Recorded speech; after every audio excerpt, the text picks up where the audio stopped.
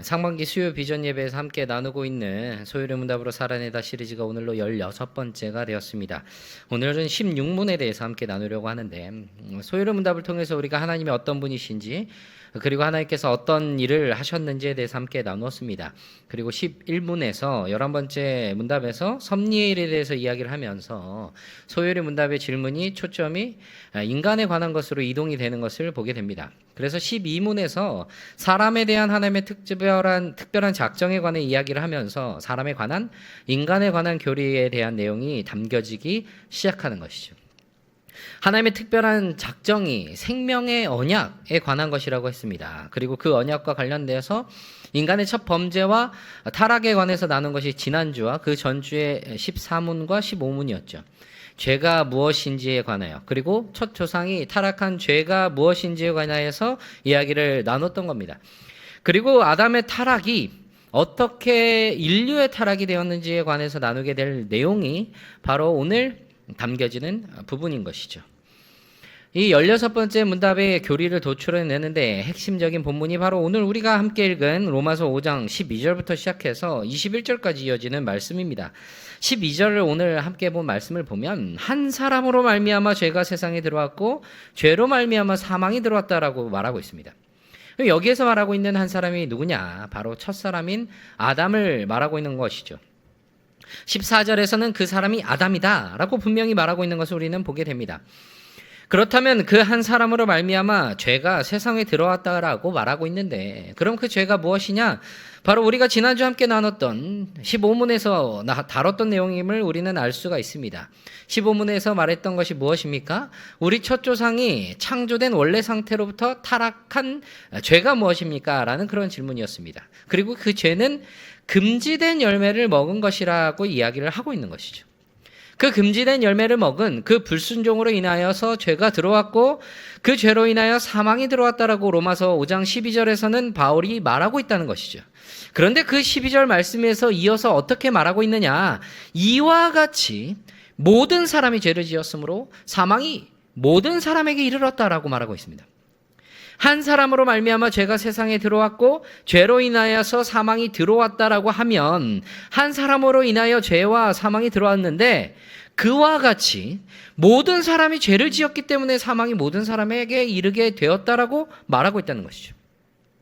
한 사람에게서 어떻게 모든 사람에게 이르게 됐는지, 어떻게 한 사람의 그 불순종이, 그 죄가 모든 사람과 관계가 되어서 모든 사람이 죄를 지었다고 말하고 있느냐? 바로 이것이 오늘 16문의 내용이 말하고 있는 것이라는 겁니다.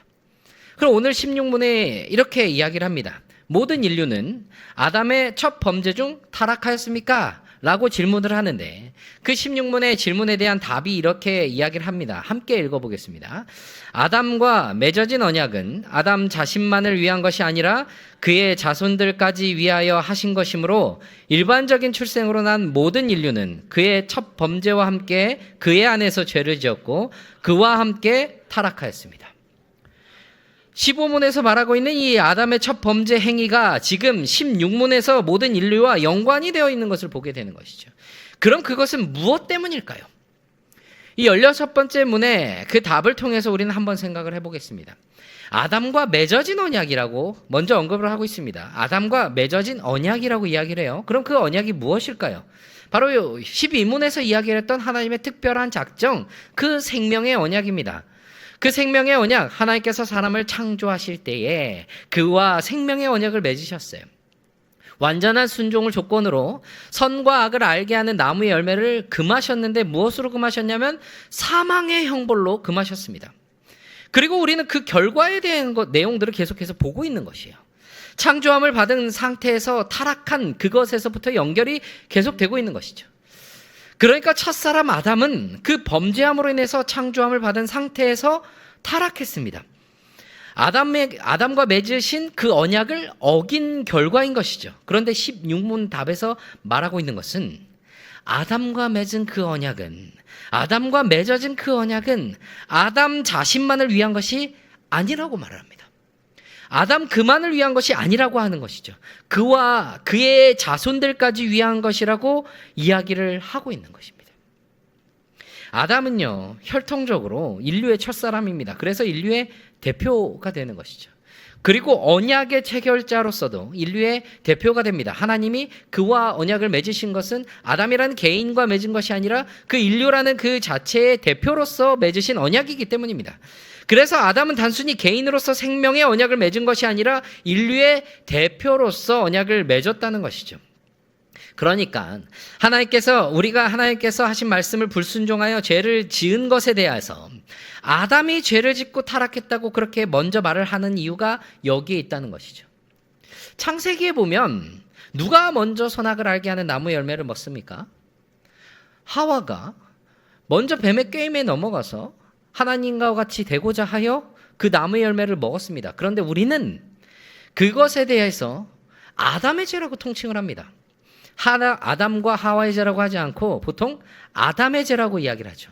첫사람, 하나님의 형상대로 지음받아서 지식과 의와 거룩함을 소유한 아담은 모든 사람의 인류의 대표자였다는 겁니다. 그래서 그 대표자로서 하나님과의 생명의 언약이 체결되었기 때문에 그가 어기고 범죄한 그 행위들, 그래서 13문, 14문, 15문에서 이야기를 하고 있는 그 죄의 정의와 그의 원리들, 그래서 그것이 모든 인류에게 고스란히 적용이 되고 있는 것을 보게 되는 것이죠. 그래서 오늘 5장 12절에서는 모든 사람이 죄를 지었기 때문에 사망이 모든 사람에게 이르게 되었다라고 이야기를 하고 있습니다. 그럼 모든 사람에게 이르게 된 그 사망, 누구에게 적용이 되었는지 오늘 16문답에서 이야기하고 있는 것이 무엇이냐? 일반적인 출생으로 난 모든 인류는 아담의 첫 범죄와 함께 그의 안에서 아담 안에서 죄를 지었고 그와 함께 아담과 함께 타락했다라고 말을 하고 있습니다. 모든 인류라고 말을 하고 있어요. 아담에게 명령하신 것은 모든 인류에게 명령하신 것과 같고 아담의 순종은 모든 인류의 순종이며 아담의 불순종은 모든 인류의 불순종입니다. 그래서 아담의 불순종으로 인해서 내려진 그 형벌, 그 사망의 형벌이 모든 인류에게 해당이 된다는 것이죠. 그리고 그 형벌, 그 사망이 사람에게는 모든 인류에게 이미 내려져 있다는 것은 우리는 이미 보고 있는 결과들입니다. 사람은 태어나면 죽는 것이죠. 한 번 죽는 것은 사람에게 정해져 있다라고 히브리서 기자도 이야기를 하고 있다는 것입니다. 우리는 이것에 대해서 죄의 전가라고 이야기를 합니다. 죄가 전가되었다는 것이죠. 아담의 그 죄가 그의 후손들에게 전가되었다는 것을 이야기를 하고 있다는 것이에요. 우리 모두가 아담의 언약 안에 포함되어 있기 때문에 그것을 이야기를 하고 있어요. 과거에 왕정 시대 때 왕이 있을 때 왕의 결정이 그 모든 백성들에게 영향을 끼치죠. 그래서 다른 국가 사이에 외교에 문제가 일어나거나 혹은 전쟁이 나서 왕이 사로잡히거나 왕이 지게 되면 어떻게 됩니까? 그 나라의 그 모든 백성은 패배자가 되고 포로가 되고 끌려가는 것과 마찬가지인 것이죠. 그게 이 대표자의 원리라는 것입니다. 그리고 그 대표자의 원리에 따라서 아담의 죄가 모든 인류에게 전가된 것이고 그 죄로 인하여 들어온 사망이 모든 인류에게 영향을 끼치게 된 것이다 라고 그렇게 16문답에서는 이야기를 하고 있는 것이에요. 그런데 이렇게 이야기를 하면 우리는 이렇게 질문할 수 있는 것입니다. 우리는 아담을 우리의 머리로 우리의 대표자로 택한 적이 없는데요? 라고 그렇게 말할 수도 있어요. 그리고 나는 아담을 대표자로 정한 적도 없고요. 나는 그 선과 악을 알게 하는 나무를 본 적도 없고 그 열매를 따먹은 적도 없습니다. 아담과 언약한 것은 아담과 해결보시라고 그렇게 질문하는 사람이 있을 수도 있을 거예요. 이에 대해서 가장 먼저 해줄 수 있는 대답은 하나님이 아담을 대표자로 선택하셨기 때문이라는 겁니다. 하나님의 선택에 대해서 우리가 반문할 수 없는 것이에요. 로마서 9장 20절에 보면 이 사람아 내가 누구이기에 감히 하나님께 반문하느냐 지음을 받은 물건이 지은 자에게 어찌 나를 이같이 만들었냐 말하겠느냐. 우리가 하나님의 선택에 대해서 하나님의 섭리에 대해서 하나님의 하신 일에 대해서 우리가 말할 게 없다는 거예요. 또 하나 대답할 것. 모든 인류 가운데 가장 완벽했던 사람이 누구일까요? 그 질문을 던질 수가 있을 겁니다. 모든 인류 중에서 가장 완벽했던 사람, 가장 지혜로웠던 인간, 가장 선했던 인간이 누구냐? 고민의 여지 없이 아담이라고 말할 수 있습니다. 창조된 아담은 능력이나 그 의지나 최상의 상태였던 것이에요. 아담이 동물들을 하나씩 불러서 그의 이름들을 하나씩 그 이름을 하나하나 불러준 것을 보면 그의 지혜에 대해서 분명히 알 수 있는 것이에요. 하나님과 가장 가까웠었던 그 사람을 분명히 우리는 성경을 통해서 창세기를 통해서 보게 됐습니다. 그리고 가장 중요한 대답이 무엇이냐면 아담의 대표성을 부정하면 그와 더불어서 오늘 로마서 5장에서 대조하고 있는 또 다른 한 대표성에 대한 원리도 우리는 인정할 수 없게 되는 것과 마찬가지라는 것을 보게 돼 있는 것입니다. 그것을 우리는 부정할 수 없기 때문이라는 거예요. 오늘 모든 인류가 타락했어요. 모두가 사망에 이르렀으면 아무런 희망이 없는 겁니다. 그리고 그 이후의 내용에서 배우겠지만 인류는 타락으로 인해서 전적으로 부패한 상태가 되었습니다. 스스로 선을 해낼 능력이 없어요. 자기 스스로 하나님을 찾을 수가 없습니다. 자기 스스로 그 어떤 선을 행할 능력을 갖출 수가 없다는 거예요. 그럼 거기에 희망이 아예 없다는 것입니다. 그런데 하나님께서 거기에 은혜를 두셨어요. 16문답에서 그 모든 인류의 정의를 무엇이라고 뒀죠? 전제를 뭐라고 했어요? 일반적인 출생으로 난 모든 인류입니다. 일반적인 출생으로 난 모든 인류죠. 그래서 거기에는 예외가 있습니다. 일반적인 출생은 생물학적으로 출생하는 모든 출생을 말한다는 거예요. 첫사람, 그 아담과 그 첫부모, 아담과 하와를 통해서 모든 인류가 태어났다는 것이죠. 그런데 단 한 사람, 전혀 다른 방법으로 출생한 사람이 있습니다. 자연적인 방법의 출생이 아니라, 일반적인 출생이 아니라 초자연적인 방법으로 출생하신 오직 한 분이 계세요. 바로 우리 주 예수 그리스도시죠. 우리 사도신경으로 고백하고 있는 그 신앙의 고백이 무엇입니까?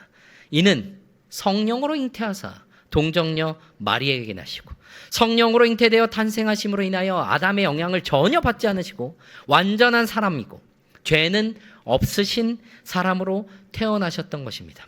우리와 동일하여 우리의 모든 것을 동정하시되 죄는 없으시다라고 그렇게 성경에서 이야기를 분명히 하고 있는 것 아닙니까?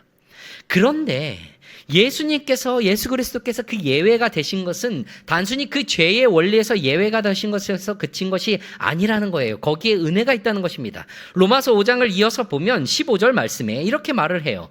그러나 이 은사는 그 범죄와 같지 아니하니 곧 한 사람의 범죄를 인하여 많은 사람이 죽었은즉 더욱 하나님의 은혜와 또한 한 사람 예수 그리스도의 은혜로 말미암은 선물은 많은 사람에게 넘쳤느니라. 넘쳤다고 말하고 있어요. 그 은혜, 그 선물이 많은 사람에게 넘쳤다라고 말하고 있습니다. 한 사람의 범죄를 인하여 많은 사람이 죽었다고 말을 합니다. 그 한 사람은 아담이에요. 아담의 범죄로 인해서 많은 사람들, 모든 사람이 사망에 이르렀습니다. 그러나 거기에 더욱 하나님의 은혜와 또한 한 사람 예수 그리스도의 은혜로 말미암은 선물이 많은 사람에게 더더욱 넘쳤다라고 오늘 본문은 이야기를 하고 있다는 것이죠. 범죄로 인하여 사망에 이르렀는데 그러나 그 은혜로 말미암은 선물은 더더욱 넘쳤다라고 말을 하고 있다는 것입니다. 어떻게 그럴 수 있느냐? 바로 아무것도 할 수 없는 그곳에서, 소망 없고 희망 없는 그곳에서 선물로 받았기 때문에 그것이 더 넘칠 수 있게 된다는 것이에요. 16절에 이어서 보면 또 이 선물은 범죄한 한 사람으로 말미암은 것과 같지 아니하니 심판은 한 사람으로 말미암아 정죄에 이르렀으나 은사는 많은 범죄로 말미암아 의롭다 하심의 이름이니라. 한 범죄는 심판을 불러왔고 정죄에 이르게 하였어요. 그러나 그 선물은 그 한 사람 아담으로 말미암은 것과 다르다고 이야기를 하고 있어요. 그 범죄에 이어서 은혜가 의롭다 함, 죄 없다 함을 얻게 하셨다라고 말을 하고 있습니다. 그게 어떻게 이루어진 것이냐? 그게 어떻게 은혜가 될 수 있었느냐? 로마서 5장 18절과 19절 이렇게 이야기를 합니다. 그런즉 한 범죄로 많은 사람이 정죄에 이른 것 같이 한 의로운 행위로 말미암아 많은 사람이 의롭다 하심을 받아 생명에 이르렀느니라. 한 사람이 순종하지 아니함으로 많은 사람이 죄인이 된 것 같이 한 사람이 순종하심으로 많은 사람이 의인이 되리라. 예수 그리스도의 순종으로 인하여 우리가 죄 없다함을 받습니다. 의롭다함을 여김을 받았다는 것이죠. 무엇으로요? 예수 그리스도의 순종으로 인해서. 예수 그리스도의 순종으로 인해서 예수 그리스도의 그 의를 우리가 전가받았다는 것입니다. 의의 전가를 받았다는 것이에요. 하나님께서 택하신 하나님의 백성들, 하나님의 자녀들에게 예수 그리스도로 말미암은 그 의를 입게 하셨다라고 성경은 이야기를 하고 있다는 것입니다. 하나님께 대하여 우리는 사실 아무런 말도 할 수가 없어요. 아담이 범죄했을 때 모든 인류를 멸절하셨어도 사실 우리는 할 말이 없습니다. 천국에서의 그 영생을 약속하지 않으셨다라도 하더라도 우리는 말할 게 없다는 거예요. 하나님은 공의로우신 분이시기 때문에 우리의 것이 아닌 걸로 우리를 결코 심판하지 않으십니다. 그러니 아담의 죄는 우리의 죄가 맞아요. 그래서 심판받는 것이 마땅한 죄인이라는 것이죠. 죄인이면 심판을 받아 멸망을 받는 것이 마땅하다는 것입니다. 그런데 굳이 내버려 두셔도 될 우리를 위해서 독생자 예수 그리스도를 이 땅에 보내셨고, 그가 우리를 대표하여 그가 순종하신 것을 우리의 순종으로 보시고 의롭다 여겨주셨기에 우리는 구원을 약속받은 하나님의 자녀가 될 수 있었다는 것이죠. 우리는 한 것이 아무것도 없어요. 아무런 말 할 것도 없고 희망도 없고 소망이 없는 그곳에서 예수 그리스도를 통하여 우리에게 구원을 허락하신, 생명을 허락하신 그 은혜가 그 자리에 있었다는 것입니다. 그러면 우리는 구원을 받아서, 의를 전가받아서 이제는 그냥 편하게 마음대로 살면 되느냐? 그게 아니라는 거예요. 하나님의 백성으로서, 하나님의 자녀로서의 삶을 이제 살아가야 한다는 것입니다. 죄가 지배하는 인생이 아니라, 타락으로 인해서 전적으로 부패되어 죄가 지배하는 그 인생이 아니라 이제는 은혜가 다스리는 삶이 되어야 한다는 거예요. 그리스도께서 죽기까지 복종하심으로 타락하여 멸망받아 마땅한 죄인들을 위하여 구속을 이룬 것을 우리는 소중히 여겨야 합니다. 그 소중히 여기는 모습은 나타내어 보이는 우리의 모습을 통해 나타나야 된다는 것이에요. 우리 스스로 구원할 수도, 우리 스스로 하나님을 찾을 수도, 우리 스스로 선을 행할 수도 없는 그런 상태에서 구원하여 주신 그 은혜를, 그 능력을 바라보아야 한다는 것이죠. 그리고 그 안에서 우리가 해야 할 모습들을 찾아 나가야 한다는 것입니다. 그래서 바울은 로마서 6장에서 이렇게 이야기를 해요. 6장 12절부터 14절까지의 말씀에서, 그러므로 너희는 죄가 너희 죽을 몸을 지배하지 못하게 하여 몸의 사욕에 순종하지 말고, 또한 너희 지체를 불의의 무기로 죄에게 내주지 말고 오직 너희 자신을 죽은 자 가운데서 다시 살아난 자 같이 하나님께 드리며 너희 지체를 의의 무기로 하나님께 드리라. 죄가 너희를 주장하지 못하리니 이는 너희가 법 아래 있지 아니하고 은혜 아래에 있습니다. 죄가 주장하는 우리의 모습이 아니라 은혜가 다스리는 우리의 삶이 되어야 한다는 겁니다. 그리스도 예수와 연합되어 것을 즐겁게 여기고 주님과 동행하며 살아가는 그 삶이 무엇인지를 우리의 삶을 통하여 의의 무기를 들고 살아가는 그 모습, 정욕대로 욕망대로 살아가는 그 모습이 아니라 예수 그리스도께서 기뻐하시는 그 모습으로 살아가는 것이 무엇인지를 분명하게 나타내며 살아가야 한다는 것이죠. 그리고 죄라는 것이 얼마나 큰 영향력을 미친다는 것을 우리는 경계하며 살아가야 한다는 거예요. 우는 사자와 같이 우리를 삼키려는 그 죄 앞에 우리의 본성이, 우리 안에 있는 그 죄성이 마치 잠든 사자와 같이 깨어나 으르렁거리지 않도록 우리는 날마다 그리스도께, 그 은혜에 성령에 붙들림 바 되어가는 사람으로 살아가야 한다는 것입니다. 그리고 그런 우리의 모습이 우리의 자녀들에게 나쁜 관습과 그 부정한 전통을 답습하게 하지 말고 말씀을 따라가는 삶이 무엇인지, 그리고 그 말씀을 따라 살아가는 그 삶이 얼마나 기쁜 건지, 하나님께서 기뻐하시는 모습으로 살아가는 그 모습이 얼마나 소중한 것인지를 나타내며 살아가야 한다는 것이죠. 그런 나타내는 삶을 통해서 우리 자녀에게 본이 되는 삶을 우리가 살아갈 수 있게 된다는 것입니다. 그리스도를 닮아 살아가는 우리의 모습, 그리스도의 본을 따라가 살아가는 우리의 모습을 통하여 우리의 본을 따라 살아가는 우리의 자녀들, 우리의 다음 세대들이 그렇게 나아가는 우리 자녀들이 될 수 있다는 것입니다. 그런 우리 자녀들을 통해서 의의 빛이, 진리의 빛이 전해지는 은혜가 우리 교회 가운데, 또 우리 영가족 가운데, 우리 가정 가운데 분명하게 그것들이 있어야 한다는 것입니다. 그래서 우리 가정 가운데 그 일들이 이루어져 갈 때 그것이 교회 안으로 흘러들어오고, 교회 안에서 우리 다음 세대들에게 그 은혜가 흘러 나아갈 때 우리 교회 안에서 또 다른 가정으로, 지역으로 그 은혜가 흘러가는 그 모습이 있다는 것을 우리는 분명히 기억해야 한다는 것이죠. 그것이 바로 우리의 희망이며 그것이 바로 우리의 소망이 된다는 것입니다. 그것을 품고 살아감을 통해서 우리 안에 역사하시는 주의 은혜를 붙들고 은혜 아래, 은혜에 지배되는 삶을 살아감을 통해 우리의 모습을 통하여 우리의 자녀들에게, 우리의 가정에, 우리 교회에, 우리 지역 가운데 하나님의 소망을 나타내며 살아가시는 저와 모든 영가족들이 되시기를 간절히 소망합니다.